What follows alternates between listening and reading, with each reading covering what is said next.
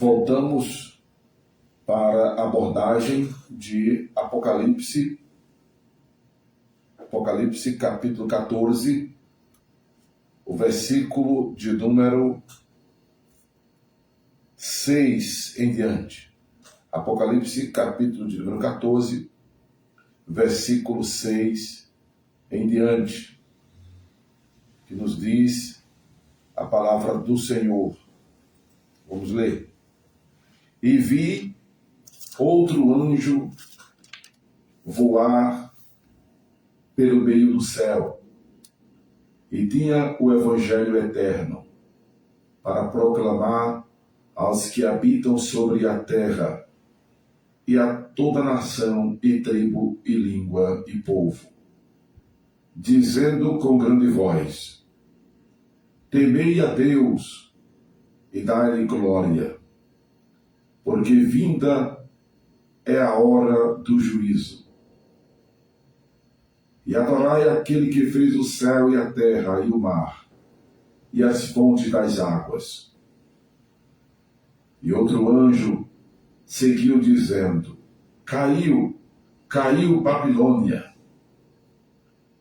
aquela grande cidade que a todas as nações deu a beber do vinho da ira da sua prostituição.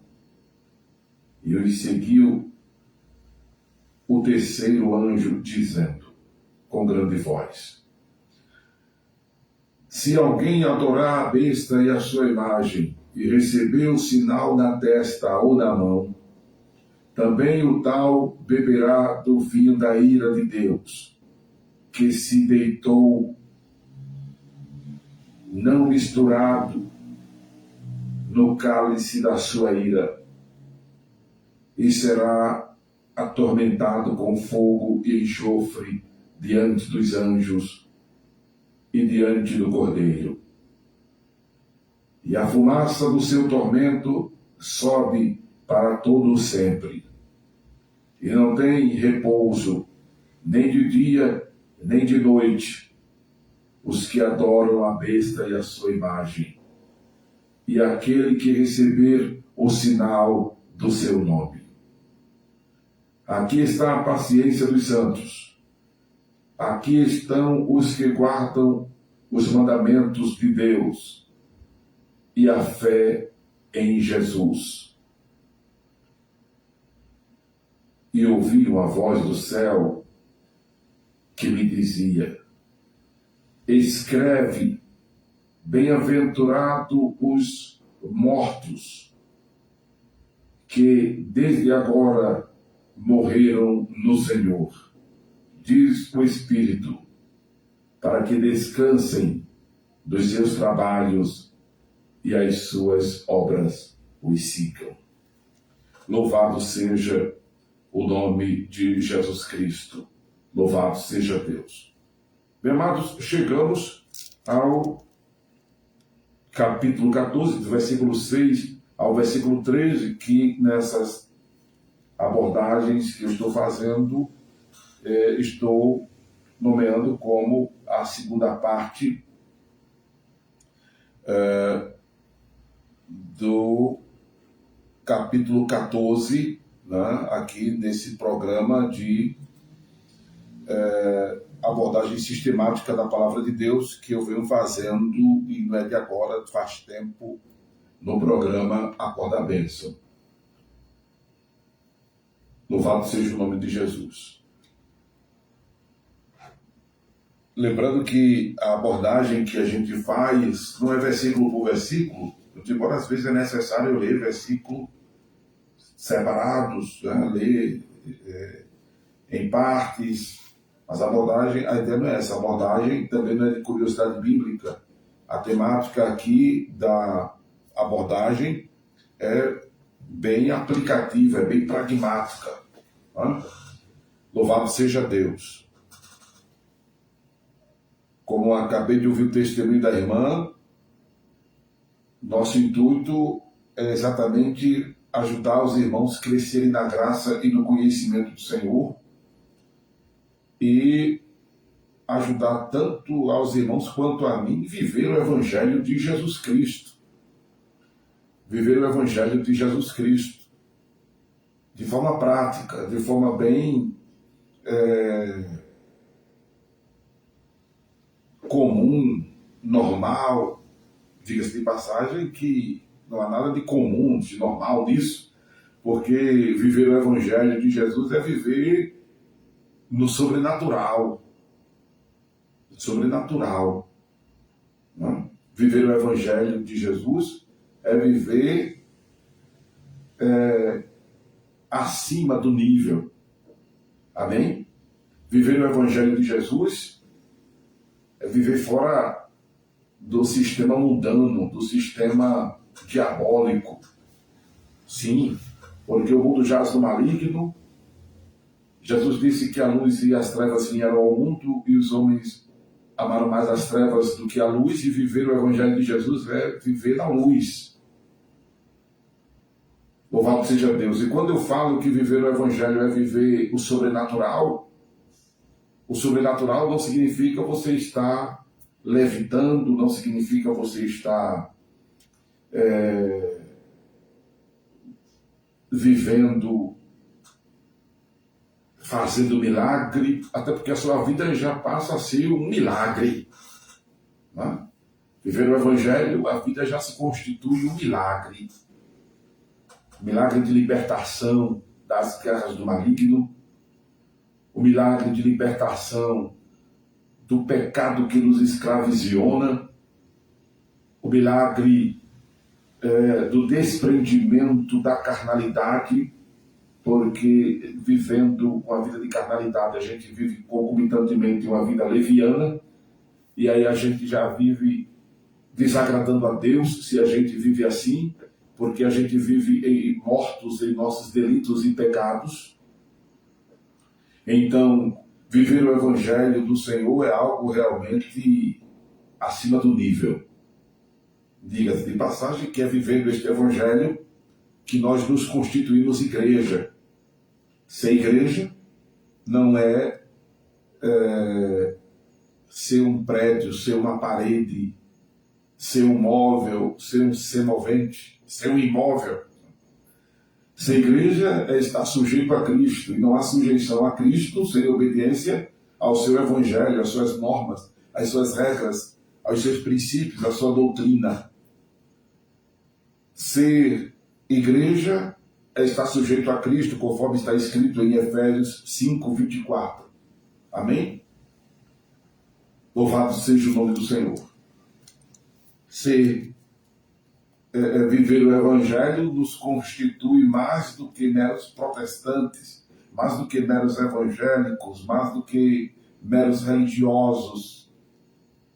Viver o Evangelho nos constitui de fato cristãos, nos constitui de fato filhos de Deus, cidadão dos céus. Não há cidadania celestial, não há paternidade divina, não há sujeição a Cristo, não há cristandade, não há nascimento de novo se não viver o Evangelho. É importante que as pessoas entendam isso. É importante que as pessoas absorvam isso. Né? E é importante que o Evangelho seja pregado nos púlpitos. E quando eu falo de Evangelho, estou falando de normas, de regras, de doutrinas, porque a palavra Evangelho significa isso. Mas o que tem sido pregado nos púlpitos é tome vitória, tome bênção, receba, e etc. e tal. É só mensagens sugestivas, quando não, está sendo empestado de filosofias psicológicas. Dia desses eu estava ouvindo uma pregação, e modéstia à parte, como estudante da matéria, eu fui dizendo, isso aí é a teoria de fulano, de Beltrano, de Ciclano. Meu Deus, eu disse, que é isso? Inclusive, eu quero aproveitar a oportunidade de lhe convidar para assistir, ouvir, porque está no YouTube a Quarta Bênção, as abordagens dos primeiros capítulos de 1 de Coríntios. Uma porção que Deus nos deu ali muito forte sobre a questão do Evangelho de Jesus. Amém? Sobre a questão do Evangelho de Jesus. É só a introdução para esse capítulo 14, que eu estou considerando aqui a segunda parte da minha abordagem, do capítulo 14 de Apocalipse. porque, inclusive, trata-se do Evangelho eterno. Este Evangelho eterno é uma referência exatamente ao Evangelho de Jesus Cristo, que será proclamado por um anjo, ou o anjo, ao mundo inteiro, advertindo com a clareza e poder no período da grande tribulação. Diga-se de passagem que o anjo aqui não significa necessariamente um ser celestial, não é? Que se diferencia do ser humano, porque um anjo, ele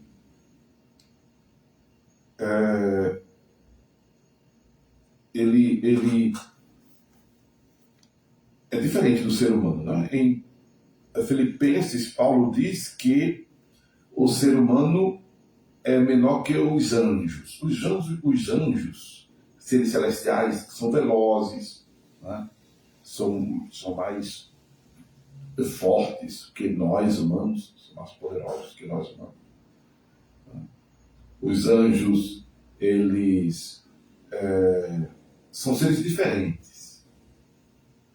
Ao anjo não é dado a permissão de pregar o Evangelho como nós pregamos, por exemplo, porque o anjo, ele não tem, por exemplo, os anjos de Deus, eles não têm a percepção do pecado como nós temos e a necessidade da remissão que nós temos. Uma vez um anjo pecando como os que pecaram, até porque não há nenhuma perspectiva que outros anjos se rebelem no céu, não há. Os que se rebelaram junto com Satanás já foram expulsos de lá. Então, não há nenhuma, e graças a Deus por isso, perspectiva de os anjos de Deus se rebelarem, até porque eles já viram o que acontece com os que se rebelaram, perdem a glória celestial, estão destinados agora ao inferno. Né?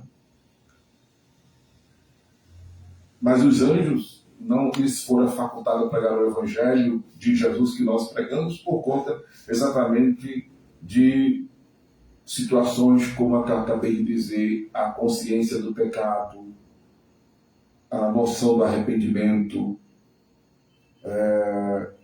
entre outros fatores. Né?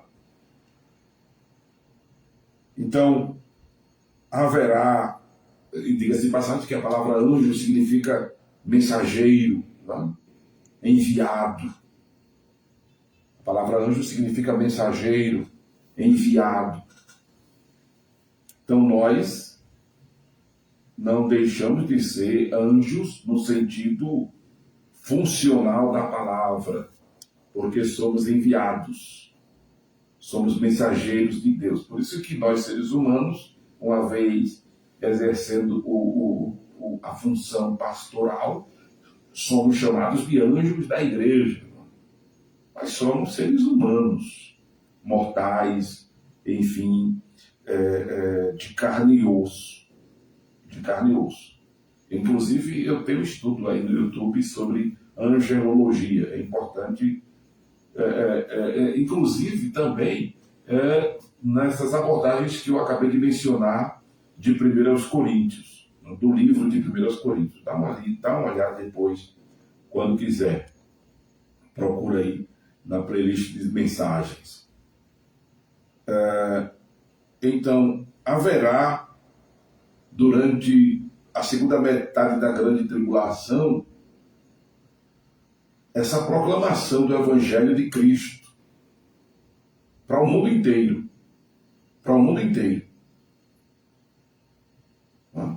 trazendo um alerta à humanidade para se temer a Deus e dar-lhe glória e adorá-lo e não adorar ao anticristo. Lembrando que, inclusive, o anticristo, o mensageiro do diabo, o homem do pecado, o homem da iniquidade, ele também vai aparecer com chifre, com rabo, feioso, como as pessoas desenham, o inimigo, que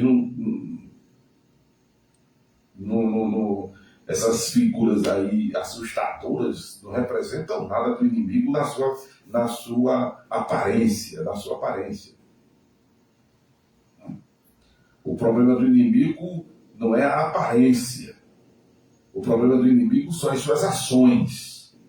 O problema do inimigo são as suas motivações. O problema do inimigo é o por dentro dele. Ele era chamado de Lúcifer, não é mais Lúcifer, o nome dele é Satanás, o nome dele é Diabo, porque o negócio dele é roubar, matar e destruir. E não pensa que ele vem assim, feioso, não.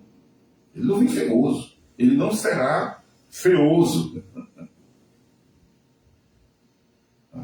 Ele vem exatamente com uma aparência de gerar impacto na impressão.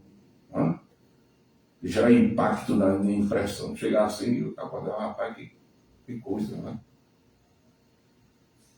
Então, é importante as pessoas estarem atentas com isso. Eu penso que isso deve ser uma preocupação sua para o futuro, porque eu espero que nessa época, aleluia, nós todos estejamos na glória, nós todos estejamos no céu, nós todos já tenhamos sido arrebatados, seja pela transformação estando em vida ou pela ressurreição se morrermos daqui para lá. Amém? Quem diz amém aí? Louvado seja Deus. E procure dizer amém e fazer parte desse movimento, tá?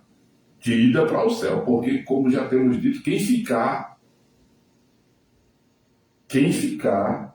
não vai ser fácil. E observe que as pessoas estarão sendo convocadas.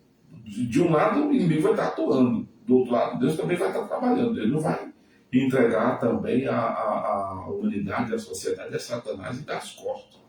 Ele não vai. Até porque o ser humano, como eu já disse, o amor de Deus, né, pelo mundo de tal maneira, não vai se encerrar com o arrebatamento da igreja, não vai se encerrar com a ressurreição dos mortos, na primeira ressurreição, e com a transformação dos vivos por ocasião da vinda de Jesus. O amor de Deus não vai se encerrar por isso.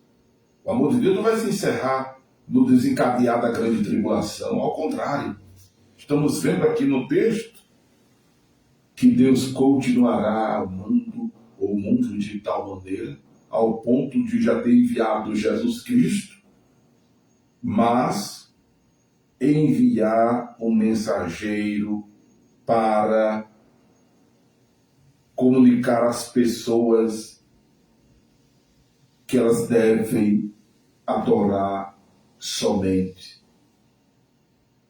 a Jesus Cristo. Adorar somente a Jesus Cristo. Enquanto o inimigo estiver ameaçando pessoas, enquanto o inimigo estiver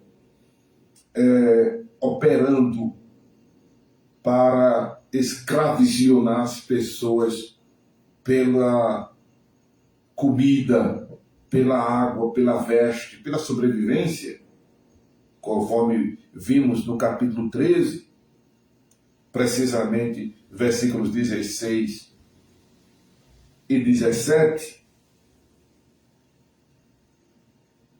exigindo que elas recebam o seu sinal na mão e na testa, e eu já expliquei isso, está lá na abordagem do capítulo 13, a parte 2.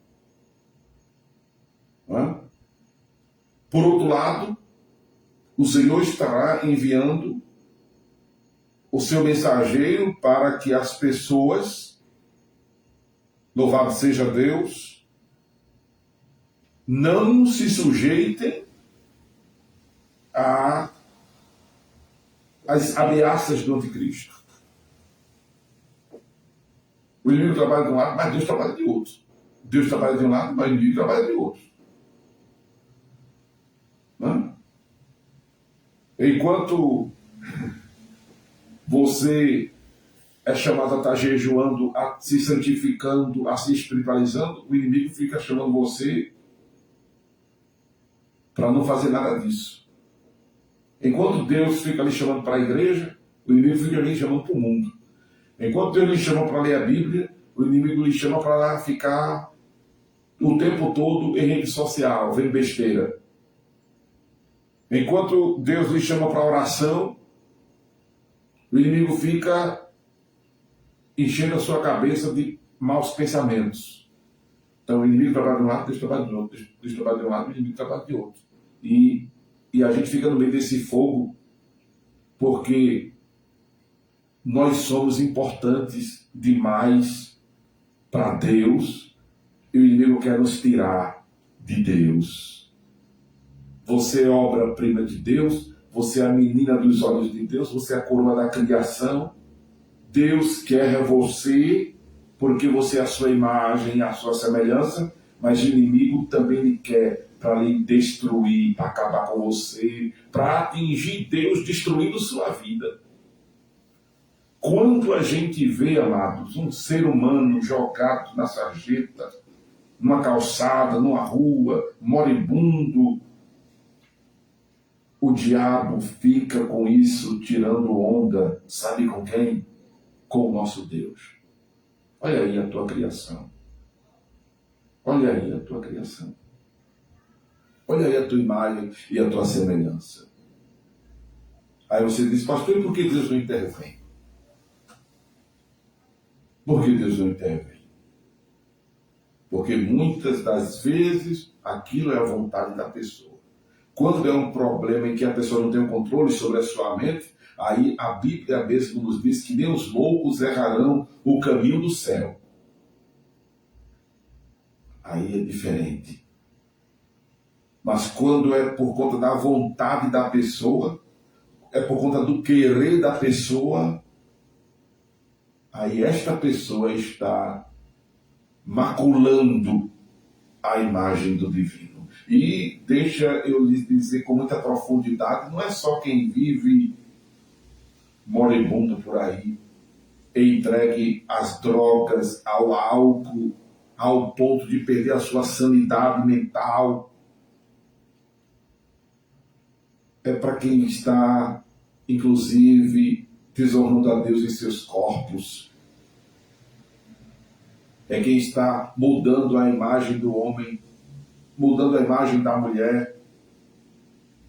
É quando nos comportamos como animais. É quando estamos metidos em coisas que desagradam a Deus, em desonestidade, em prostituição, em adultério, em fornicação, em mentira, em desonestidade, em trapaças, em fazendo mal ao outro.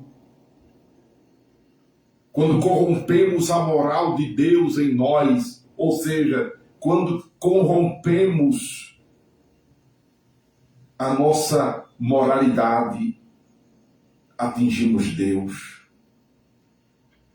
agredimos o divino. Por isso que não podemos estar, amados, amenizando o pecado. Temos que dar nome ao pecado de pecado. E todo pecado é grave, todo pecado é mortal, todo pecado é condenável. Então reveja seu comportamento, reveja suas atitudes, reveja suas ações, reveja seu comportamento, reveja suas relações. É por isso que eu estou dizendo a você que esse evangelho precisa ser pregado e isto é a pregação do evangelho. Porque as pessoas estão querendo receber a bênção, receber cura, receber vitória. mas são envolvidas em trapaças, em desonestidade, são envolvidas em tudo que desagrada a Deus, em tudo que está de errado. Essa palavra é para me corrigir, essa palavra é para lhe corrigir, essa palavra é para que nós venhamos refletir Deus em nossas atitudes, em nosso comportamento. Que Deus nos ajude a melhorarmos como cristãos. Porque tem muita gente preocupada com a aparência, com a beleza externa, com a estética, com a aparência religiosa, mas não está nem aí para o trato com o outro, para a relação com o outro. Dia desses, eu vivi num contexto com os colegas que uma pessoa agiu de desonestidade com a outra. E eu disse para a vítima da desonestidade, eu vou deixar, eu disse mesmo assim para a pessoa, eu vou deixar que esta outra pessoa, ela esbarre em Deus. Até porque a pessoa se diz ateísta. Ela não gosta de cristão. Então, se eu fosse falar, não ia adiantar de nada. Eu disse, eu vou deixar ela esbarrar em Deus. Porque ela age de desonestidade com você. E eu fui chamado para me envolver nessa questão, porque eu estava mediando uma ajuda. Passou-se poucos dias, a pessoa que agiu de desonestidade chegou a me dizer que o seu mundo estava desabando. Porque eu tinha dito à vítima que a desonestidade atrai maldição. Sejamos honestos, irmãos. Se alguém lhe deu um troco passando, devolva. Se você viu que aquilo caiu da mão do bolso da pessoa, entregue. Louvado seja o nome de Jesus. Não se meta em prejudicar ninguém para que você ocupe a vaga. Não se meta em estar queimando a imagem de ninguém ou apagando a luz dos outros para a sua brilhar. Não fique com leve e trás para prejudicar fulano e beltrano. Porque o que será seu, será seu. Aleluia. O que você há de ter, você terá. O que você há de ser, você será. Você será. Procure ser grato. As pessoas que lhe ajudam, que lhe ajudaram, procure ser grato. Louvado seja Deus. Procure tratar as pessoas com mais gentileza. Procure tratar as pessoas melhor. Procure tratar as pessoas com misericórdia, com afeição. Procure melhorar como crente, porque se melhorar como crente, melhora como gente. Louvado seja Deus. E aí você estará refletindo Jesus na sua vida. O nome de Deus estará sendo glorificado através de você. É disso que as pessoas precisam ouvir, porque são essas coisas que atraem a bênção de Deus. São essas coisas que fazem com que o nome do Senhor seja glorificado através de nós. E quando fazemos o nome do Senhor ser glorificado, nós só temos a ganhar da parte de Deus. Porque pode todo mundo nos desamparar, nos deixar, mas Deus não nos desampara, não nos deixa, não nos abandona. E quem tem ao Senhor tem tudo. Aleluia. Louvado seja o nome do Senhor. O mensageiro de Deus vai estar na grande tribulação pregando para que as pessoas não se alianciem com o anticristo, que aí, volta a dizer, isso aqui é cenário da grande tribulação, a igreja já estará na glória. Mas vigiemos para que nós não sejamos coadjuvantes desse cenário tenebroso, porque não vai ser fácil para quem ficar após o arrebatamento da igreja. Não vai ser fácil. Louvado seja Deus, louvado seja Deus. E o mensageiro do Senhor vai estar, aleluia,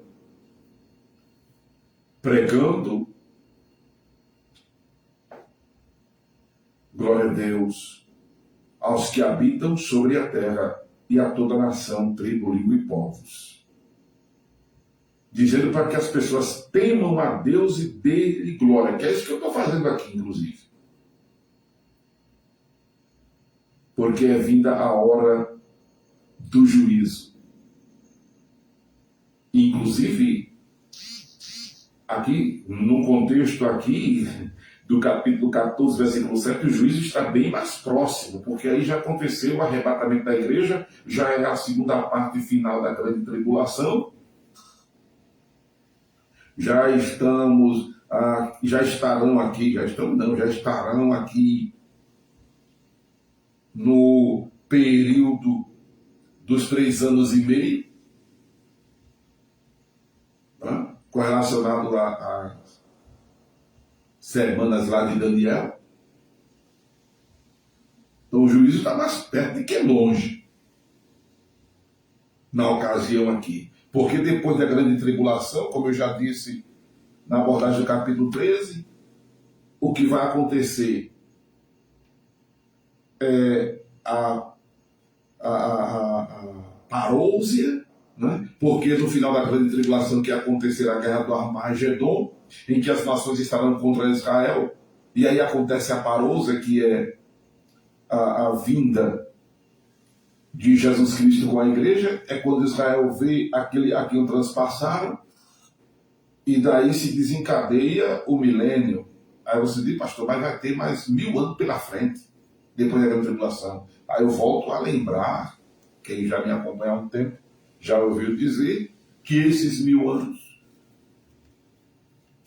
podem ser 12 meses vezes 1000, pode ser. Mas observe o que diz o apóstolo Pedro.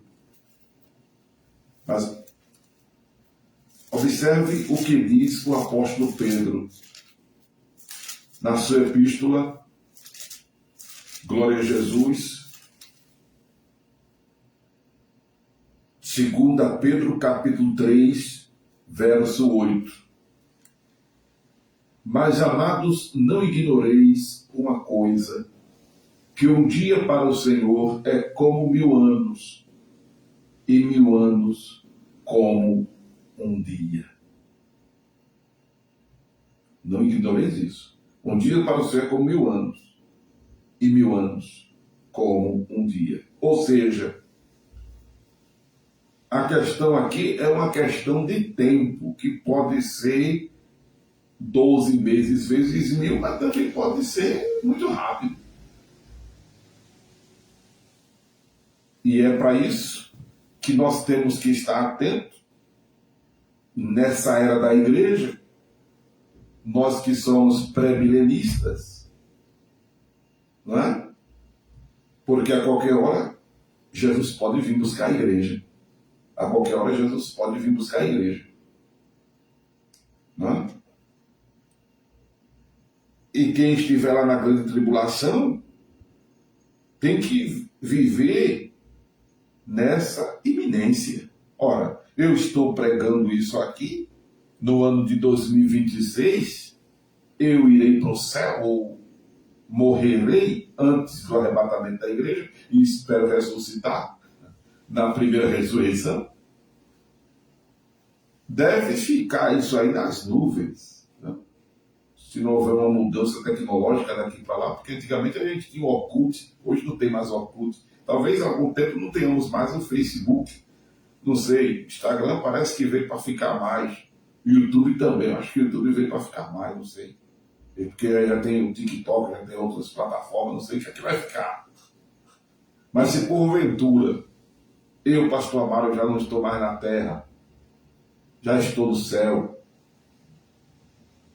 caso isso fique nas nuvens e as pessoas tenham acesso no período da grande tribulação, quero dizer, para quem ficou ou para quem ficar,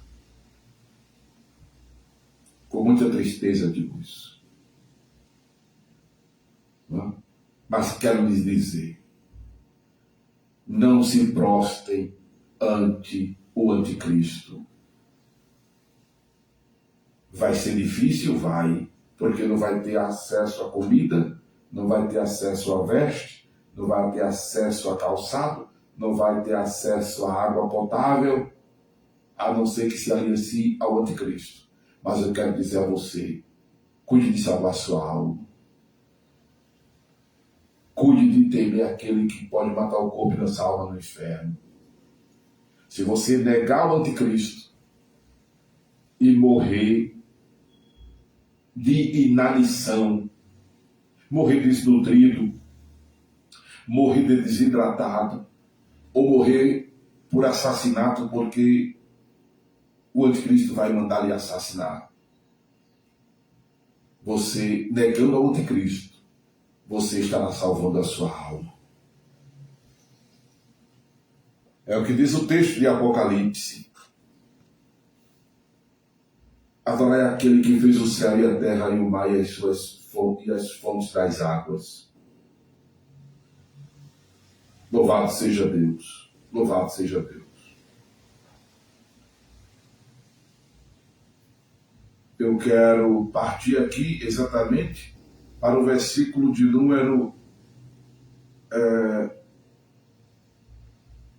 9 do capítulo 14 de Apocalipse.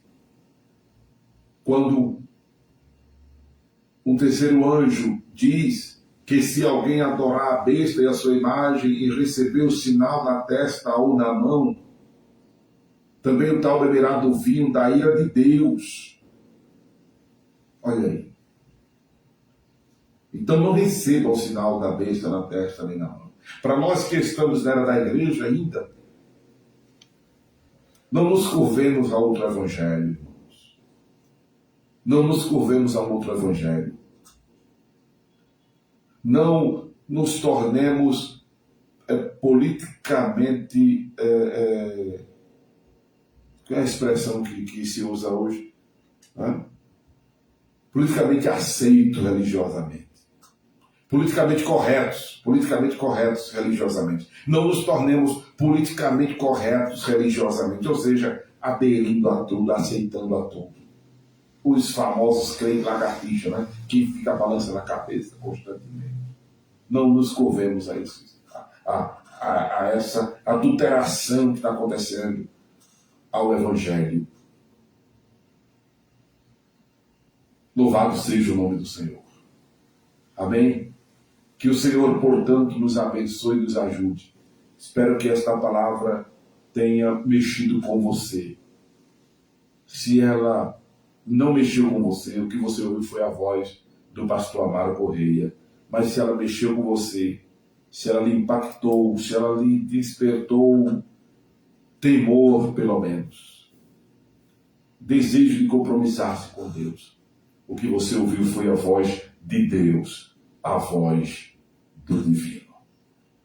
Aleluia, aleluia, aleluia. Bem, eu vou sair do Facebook, né? Esse material do Facebook vai para o canal Acorda Bênção do YouTube. Vou sair do Instagram e volto para o nosso terceiro momento nessas duas plataformas. Quem está pelo YouTube Rádio Acorda Bênção, segue com o programa na íntegra. Glória a Deus.